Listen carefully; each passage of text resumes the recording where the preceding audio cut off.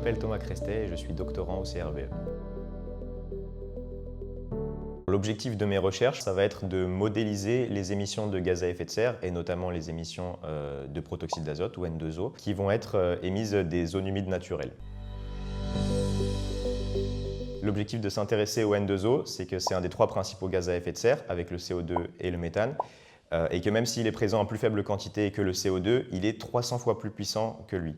Une molécule de N2O va réchauffer 300 fois plus l'atmosphère que le CO2. À l'échelle mondiale, les écosystèmes qui produisent le plus de N2O, ce sont les sols naturels, et notamment les zones humides.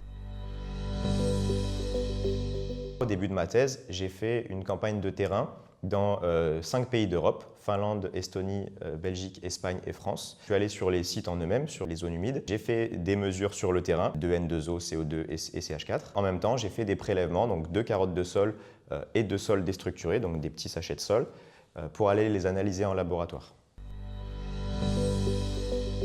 Quand on était en Finlande et en Estonie, je ne m'attendais pas à ça, mais dans les forêts boréales, les forêts de Finlande, c'est cafis de moustiques et de bébêtes, de mouches noires, des insectes qui te volent et qui veulent juste te bouffer le sang. Même barricadé avec des manches longues, avec un masque d'apiculteur et tout, on arrive quand même à se faire piquer. Et il faut réussir à travailler toute la journée en entendant les bzit bzit dans l'oreille toute la journée.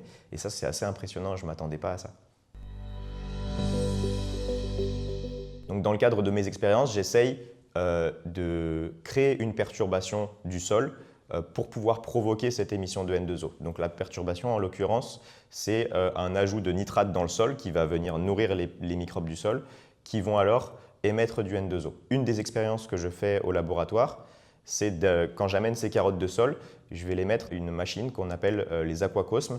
Donc en fait, ça consiste en plusieurs aquariums dans lesquels on va pouvoir mettre nos carottes de sol. Avec tout un système de tuyauterie relié à des machines, on va pouvoir avoir une mesure en continu des émissions de gaz à effet de serre de ces carottes de sol.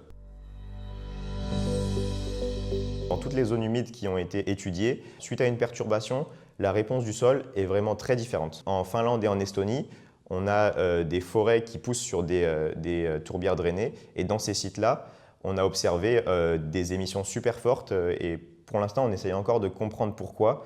Au niveau microbiologique, qu'est-ce qui se passe? Pourquoi dans ces différents sites-là, on va avoir des émissions complètement différentes?